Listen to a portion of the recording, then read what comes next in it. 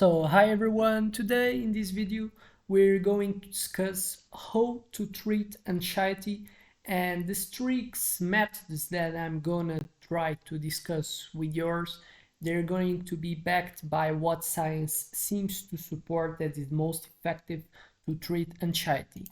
In the video previous today that was published, I thought that we suffer with anxiety today because our chronic level of stress, the basal, is extremely higher than the one that probably our ancestors had. Because in modern day world, even if we don't face with a lot of triggers that we could say that are really dangerous for us, as they are encountering a tiger, encountering a lion, the reality is that we suffer a much higher quantity of what you can call as small stressors. But if you see the way that our body reacts to these small stressors, and if you compare the real menace that is like the fear that we feel when we are facing the possibility of getting work late in our job, and so obviously suffering with any type of bad thing that can comes,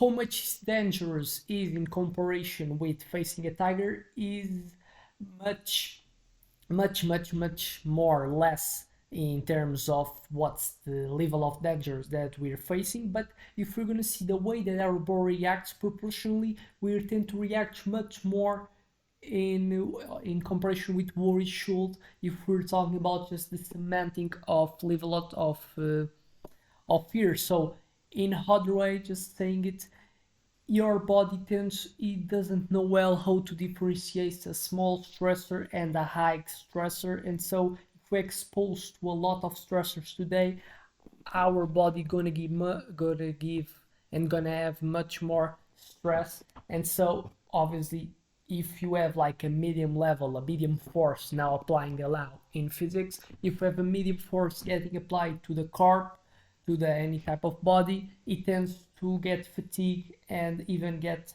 deformated over the time. And so with that, with that problems, the type of syndrome that we are feeling and in reality is happening in a world, we now get backed because it's something that's real. Now we have to focus in solution. In this video we're gonna get deep on it. So now that we've talked about the key points that make us be having the willingness and the motivation to work on it, let's gonna work. Anxiety is our reaction to stress. So what's gonna be better for us to kind of doesn't suffer with the chronic level of stress or anxiety.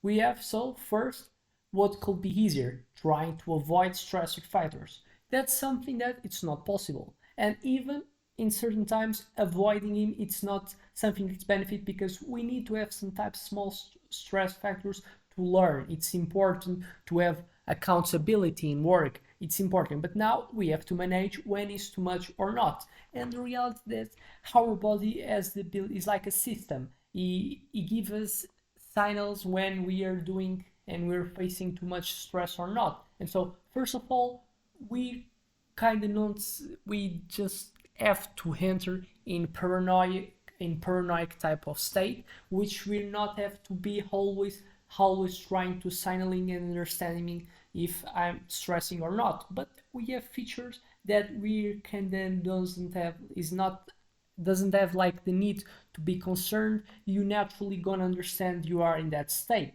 and we're feeling stress. What are like the anxiety? What are like the common type of characterizations that the person can understand? Having the fingers, the feet cold is one of the features. Having some type of too much energy, how we cannot like be quiet, we cannot have stop in specific place. We have always have to move. We feel like our even our belly tends to be a bit like cold. You can have like these indicators that we cannot like have the ability to don't see, because it's something that we really feel. Even, and most important, it's obviously our heart. We can understand how our heart rate sometimes can be like really overpaced in what will be the natural. But if we're talking about more about a chronic stress that you can face, and it's like what majority of people probably suffer, we can feel like we tend to have difficult to sleep. We have like our performance tends to be lower. We get, and it's something that really gets me, and I understand when I'm too much stressed during the time. We kind of become much more sensitive and we're kind of triggered and we kind of feel anger by really quick things. It's something that we should attention because it's what so gets me the point if I should work in not in trying to reduce my anxiety or not. So now I will reduce. When I'm facing a stress factor that is high and my heart, and probably it's times like I'm really think that I'm dangerous, but in terms of what is today world, so probably facing and being in a discussion with the people, with a partner, the first thing is avoid the stress. So give a break, go outside if you're talking with the people, stop it because it's something that will, first of all, will kind of avoid you to escalate from bad situations. And the first thing that we have to do is trying to escape to these stress factors if we cannot manage with them, if you not arrange like a trick to manage while you're dealing it, the most effective thing is getting away. So if we're facing things like a discussion, the smartest thing is give a break and walk off. But now, actions for you. When you're facing a stress factor, the easiest way for what science seems to back that reduce your cortisol level, that's the hormone that's correlated with stress, is applying breathing. Breathing is the better thing that you can do to control our system. And what's the type of breathing that science seems to back when we're talking about reducing so the stress level? One of them is making a two types inspiration and one expiration. So we have three seconds of inspiration more 1-2 seconds of inspiration, so it's like a two time inspiration. So you give it 3 seconds and make a pause and you do a 1 second again inspiration. It's like when you're crying what you do when you're crying, your respiration seems to get fractioned, but it's something that's it's really true, and it explains, it's so beautiful the way that things are normally. They can give us response from how to deal with the situation, and science backed this type of respiration. So doing a 3 second inspiration, stop, do again the inspiration 1 second till you so get fully filled with your lungs with air, and then go a much lower rate expiration, so an expiration that is lasts more than the two phases inspirations. The first phase with 3 seconds, stop, more 1 second of inspiration till you get totally full flight, and then expiration during 6-7 seconds, and you do this cycle by five times, and you're gonna see that how powerful is this. Is the type of inspiration expiration process, so breathing in general, that is most effective to deal when we got stressed during a specific kind of confrontation. But this is a thing that's it's most effective. We can talk about other strategies, but this is the one that seems to be more back, that's more effective, and we're following the Pareto law. We want to do things that give us more ability to have more effects, and so this is the best one. Now that we talk about short-term way to deal with any type of stressor is understand that I'm stressed, so feedback that I got from my body, as I said, feeling if I'm cold, feeling if I'm too much agitated, understanding if I'm too much sensitive and I'm discussing a lot with the people and see that it can escalate to bad things, avoiding it. Now that I avoid, it's time to treat me, that my body is stressed, doing this process of breathing, and obviously doing it by 5-6 cycles is already good, and treat. Now, other the step that I read is so treat my body to be normal. I have to work on my brain, understand that if I'm anxiety, it's because my brain perceives the environment that I'm included on as the needs to get anxiety to treat with him. So it's time to be rational, it's time to work. What people like to, and this is something that obviously builds in my beliefs, builds in my brains, and so it's something for long term. Now that we've done short term with the briefing, now I'm working with long term for so doesn't get the type of things that are bad, and so having not the need to always do this exercise of breaking because my brain and my body really gets triggered really fast, and so I have to work in long term to doesn't have to be exposed to the situations and avoid the things and do this process of trying to recover. So in long term, what people tend to do, psychology gives us like tricks to deal tricks, and it kind of helps our brain to learn to not be anxiety. It'll show a long-term type of effect. But if we want, and neither whole people want and are kind of comfortable to work with psychologists, it's important so to apply techniques that people tend to do but apply and I can apply to me. One of the things that are important is the strategies and tricks, tools that they give us to be rational, and so understanding and building my brain so to be more rational over the things and so doesn't get triggered and be in that state. And so one of the things is important is a technique that's called Socratic questioning. So anxiety is a fearing. So it's my brain perceives something as fear. What so we can work understanding if the trigger is something that should create fear and so rationalize. So let's gonna talk about the fearing of losing a person that I do like. So it's a thing that if it happens something is bad and then I have to work trying to avoid being too much exposed to that situation, obviously but doing what's your favorite, probably being in funeral and doing that stuff, but working in your breathing in short term when you receive the news, breaking, and now answer so the fact that Socratic questioning is important. Now, process has happened. How I'm gonna have to deal that these processes has happened. So people got deaf. I understand that. I don't have like ability to do something now different.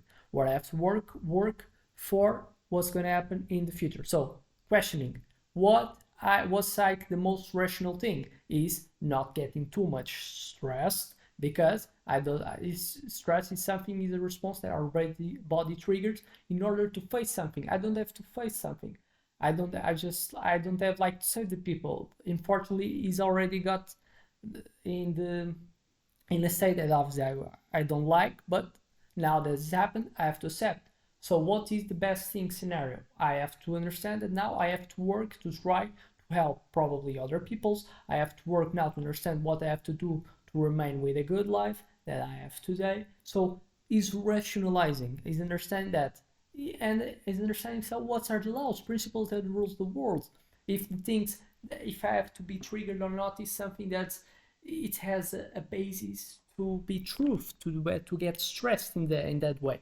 So Socratic questioning is something that remodulates, and sometimes you got beast because you're stressed, and when you're stressed you kind of get beast, you kind of over emotionally you're kind of got so in the horror emotional brain is in the command, and so Socratic questioning helps to the more logical side, gives you so a way to understand your world and so rule the next actions that obviously are the most important ones. And so that's why it's important to Socratic questioning. Obviously, psychology is so important because other people understand techniques and understand so how they have to adopt you, and so they kind of can journey you is like a mentor. But if you have this ability to apply to you is good. Obviously, stress, fear, whoa, obviously things that can help us other just doing rationalize over things is obviously having a good supporting cast of people that like me, because our brain it was made in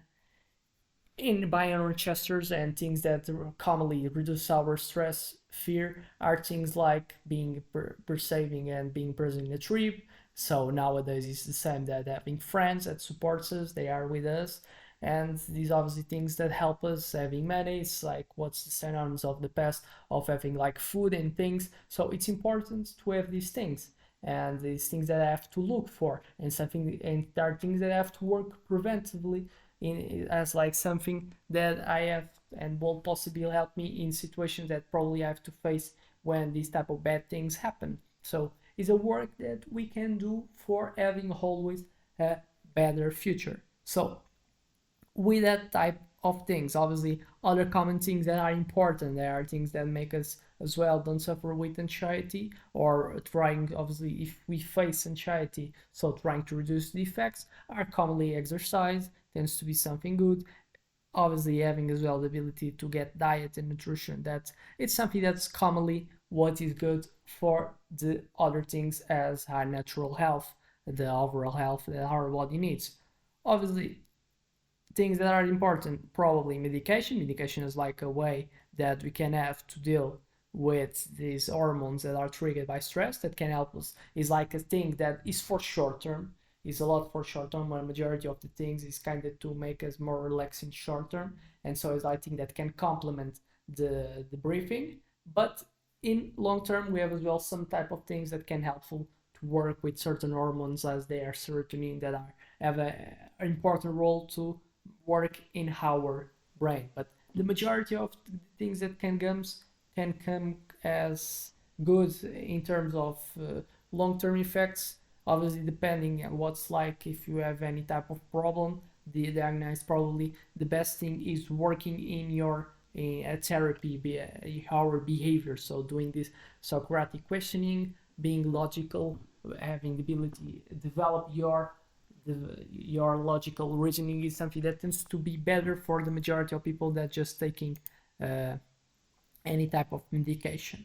And obviously rationalizing a lot involves having self-compassion with you. So when you rationalize, you understand that sometimes you're fearing something that probably you should not, because if you look and if you make reasoning and understand so who you are and how you are in the world, probably doesn't have a need to feel stress. Probably people that have reached, they have like a feeling that they will have to face something that they just have faced. If they see this way and they apply reasoning, they just see that some problems that they have faced in the past is because they were poor and they're not in the position that they are poor, and so there are things that they're fearing even today are things that doesn't have like a logical reasoning, because the position that they are right now are different than the one they were previous. So biological reasoning they see, and so the point of view that they try to adopt is something that comes close from the reality. So it's something that's important. Obviously, to get like and to develop this logical reasoning, the better things to not forgive is probably having some specific amount of time in your day-to-day life that you can already schedule to get this logical reasoning, understand. So what was your day, how do you feel in the moment, what are things that you have faced and you could be better, because there are things that make our brain by reflection. You just learn if you have reflection, you just learn like numbers, you just learn to talk because you were kind of obligated to do it. So obligate you to do this process is your home therapy. It's going to help you so to be better. So with that video, I hope to help you, and see you in the next one.